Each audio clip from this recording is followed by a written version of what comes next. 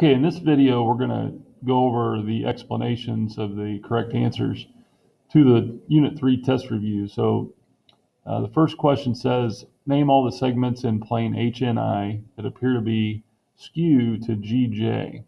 So here's GJ. We want lines in this plane over here that are not going to cross and are not going to be parallel. So we've got two choices here. We've got HN, line HN, and we've got line MI. And again, MI could be identified in multiple ways with all those letters. So VU, VI, MU, those are all the same line. Okay, number 2 says identify all the lines that appear to be parallel to JL. Well, JL is here, so we would say GK. We would say HN. And we would say, again, MI. Okay, number 3 says a line that intersects JL. So you've got a couple choices here. You could say GJ or JI.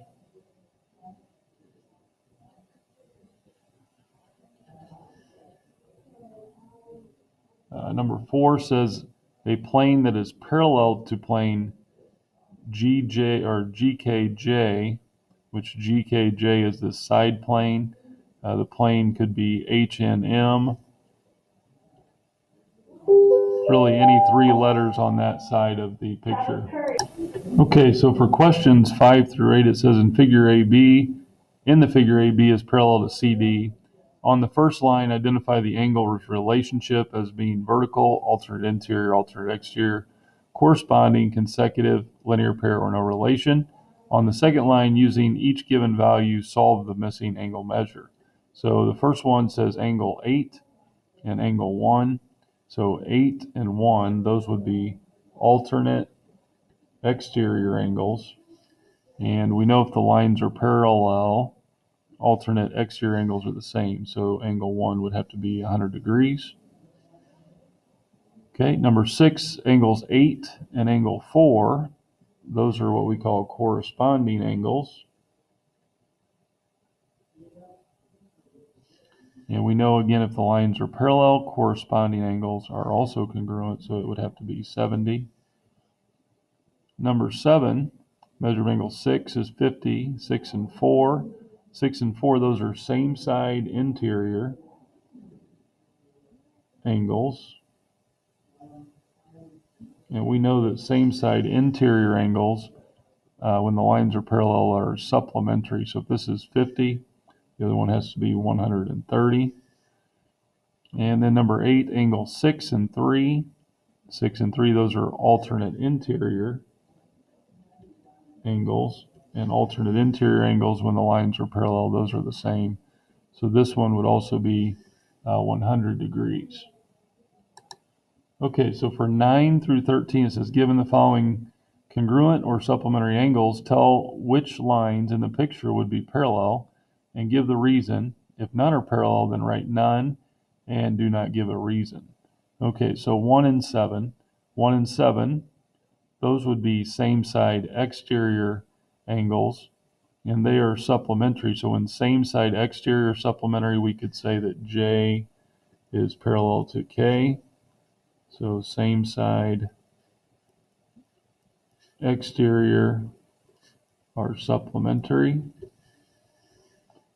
Number 10, angles 3 and 6 are congruent. So again, I can say J is parallel to K because those are alternate interior angles congruent. And lines are parallel. 2 and 4. 2 is congruent. Oh, I'm sorry, 2 and 14. 2 and 14, notice they're not on the same transversal, so we would say none of the lines. Number 12, 4 and 11. 4 and 11, notice that those are same side interior, so we could say G is parallel to H. Again, same side interior, supplementary. then the lines are parallel.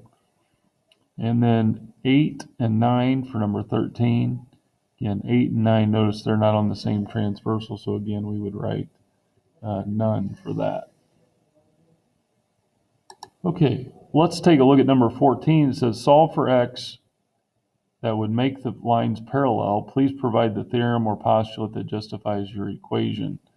So in this one, they're giving you two same side interior angles, and we know to make these lines parallel, we would have to say that x plus 38 plus 2x minus 8 is equal to 180.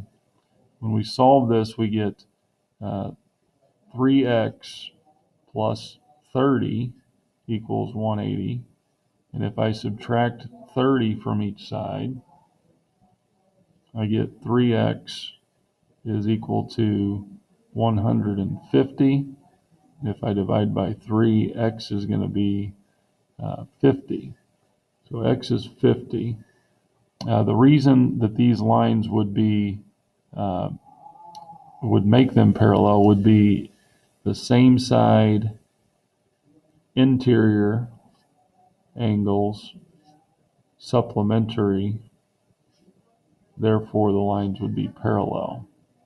So 50 makes these two supplementary. Okay, in 15, we've got two angles that are alternate exterior, so we know those would have to be the same, so we're going to set those equal to each other. And again, when I solve, I subtract 3x from each side. So I would get 2x minus 3 equals 7. And if I add 3 to both sides, 2x equals 10. And if I divide by 2, then x is going to be 5. So the x value here would be 5. The reason the lines would be parallel is if alternate exterior angles are congruent, then the lines are parallel. Okay, let's take a look at number 16. On these it says decide whether the given lines are parallel, perpendicular, or neither. Remember, for them to be parallel, they have to be the same slope. For them to be perpendicular, they have to be opposite reciprocal slope. And for neither, it's going to be neither one of those. So I'm looking at number 16. This one's 2. This is the reciprocal, but they're not opposite. So this is going to be neither. 17, the slope of the first line is -3, and the slope of the second one is 1/3. Those are opposite reciprocal. So these are going to be perpendicular. Number 18 says find the slope of the line that passes through the points 5, -12, and 3, 6. On these, we're going to use our formula, y2 minus y1 over x2 minus x1. If I plug in my values, it's going to be 6 minus a -12. That's like saying 6 plus 12. And then 3 minus 5 on the bottom. So we end up getting here 18 over -2. Well, 18 over -2, that gives us a slope of -9 for number 18. The slope of any line that's parallel to that is going to have the same slope, and the slope of any line that is perpendicular is going to be change the sign and then flip it. So this is going to be 1 over 9. I know it doesn't write very well, but that's a 1/9. Okay, the last one is a little proof, a little 2-column proof. Again, remember we're going to make a little T-chart.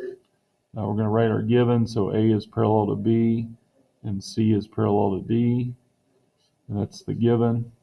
We're wanting to prove that angle 1 is congruent to angle 3. So if I look at my picture, notice 1 and 3 are not on the same transversal, so I can say that 1 is congruent to 2,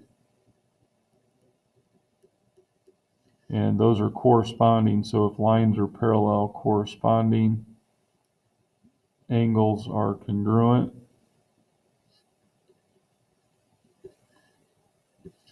I can also say that angles 2 and 3 are congruent. because those are alternate exterior. So lines are parallel, alternate exterior angles are congruent. And then that leads us, using these two statements, since the twos are diagonal, I can now say that angle 1 is congruent to angle 3, and this one would be the transitive property. So 4 steps there: lines parallel, got pair of corresponding, congruent, pair of alternate exterior, congruent, and then using the transitive property for angles 1 and 3.